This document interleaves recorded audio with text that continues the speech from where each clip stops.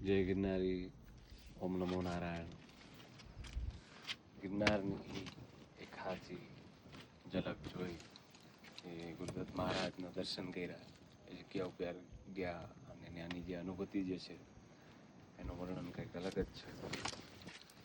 વાત કહેતા કહી દઉં છું કે ગિરનારની કંઈક એવી જગ્યા કે એ જગ્યા ઉપર તમને બહુ ગમશે, બહુ આનંદ આવશે, બહુ સારું લાગશે. એ આ જગ્યા છે. અમે અત્યારે ગિરનારથી નીચે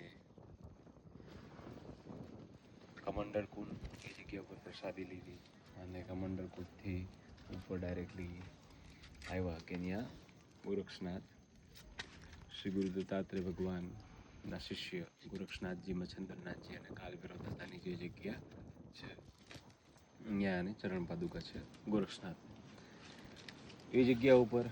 અને ધીમે ધીમે મામલે જઈએ અને પછી ગૌમુખી ગંગા આવે છે કે જે જગ્યાએથી જમણી બાજુ વરવાનું આવે અને એ આપણે વળી અને આ બાજુથી આવ્યા છે અત્યારે. તો ગૌમુખી ગંગાથી જમણી બાજુ આવીએ, ત્યાં કાળભૈરવ દાદાનું મંદિર છે અને શ્રી સીતારામ ભગવાનનું મંદિર છે અને એની સામેની સાઈડ નીચે થોડાક ઉતરતા પાંચ પગથિયા 10 પગથિયા ત્યાં લક્ષ્મીનારાયણ ભગવાનનું મંદિર છે અને ત્યાંથી આ બાજુ નીચે અમે આવ્યા છે.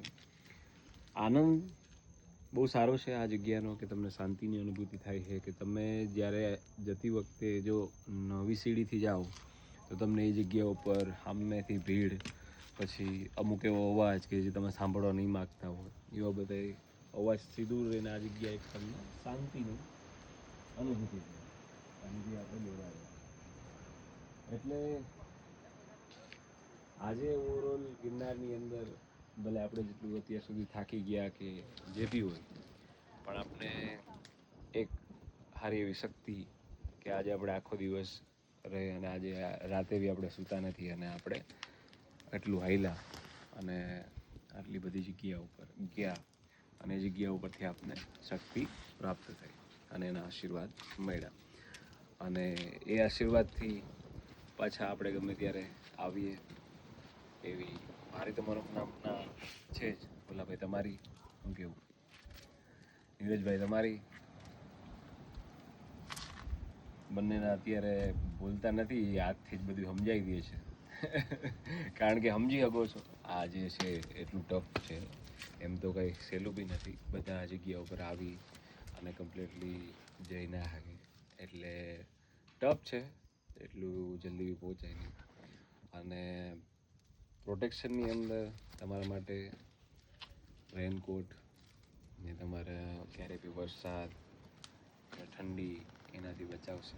કારણ કે તમને નીચેથી એવું લાગશે કે કંઈ નથી, પણ ઉપર આવતા આવું બધું થશે અને તમને આનંદ કંઈક અલગ જ રહેશે.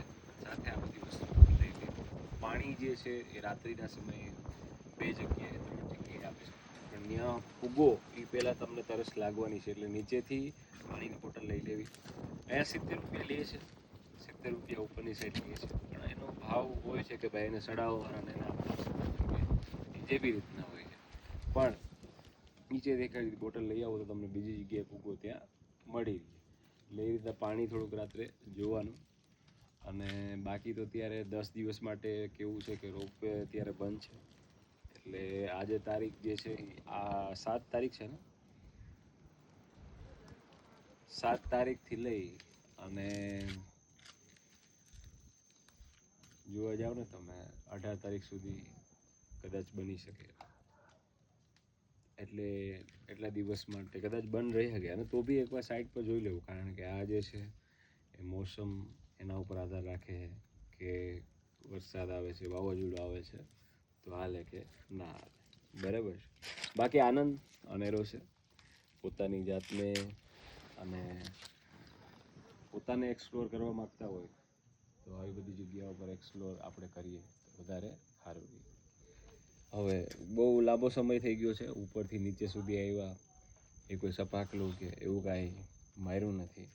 પણ હવે માં ખોડિયારમાંની આની જે જગ્યા આવે છે અને મને જૂનું, મને બહુ વાલું અને બહુ મને ગમે છે એ એક સપાટલું છે, એ માં ખોડિયારમાંને સમર્પિત છે ક્યારેક ક્યારેક ગાતો હોય, કારણ કે એના માટે બહુ વધારે અવાજમાં ગાવું પડે.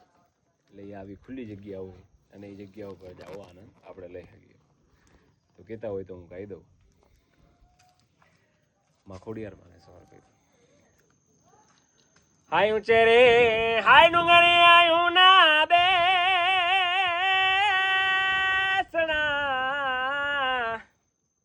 એ માણી જો ને નીચે રે ધીર નદીયું કે રાનીર એ મુનડાડી રે મારી આઈ ખોળલ માળી માણી તમે વેલેરી કરો ને મારી વેર. જય હો માં ખોડિયારમાં. સર્વમંગલ માંગલી શિવે સર્વાર્થ સાધકી ચરણી ત્રંબકે ગૌરી નારાયણી નમસ્તુતે નારાયણી નમસ્તુતે નારાયણી નમસ્તુતે. મા અંબાજી અહીંયા જેટલા બી બિરાજતા બધે માતાજી, સર્વ માતાજી વાગેશ્વરીને આદિવંદન આદિવંદન આદિવંદન. તો થોડાક આગળ જઈએ છીએ આપણે જટાશંકર અને મા ખોડિયારમાંનું મંદિર, અને થોડાક નીચે જાય એટલે નેમિનાથજીનું મંદિર આવે છે, જે જૈન દેરાસર તરીકે. નેમિનાથજી મને જ્યાં સુધી ખ્યાલ છે ત્યાં સુધી ક્યાંક ને ક્યાંક શ્રી કૃષ્ણ ભગવાનને પરિવારની અંદર જ છે. પણ આ જગ્યા ઉપર ઘણા લોકો આવે છે, એટલે એના માટે કમ્પ્લીટ ડાયરેક્શન ને બધું તો મારું જ છે. અત્યારે થોડુંક ધ્યાન રાખવાનું. હવે તો થોડુંક સેવાર જમવાનું ચાલુ થઈ જાય એટલે ધીમે ધીમે હાલવાનું. બાકી આમાં નીચે પડી જાય તો થોડુંક અઘરું થઈ જાય. બોલો જય ગિરનારી મહારાજ કી જય.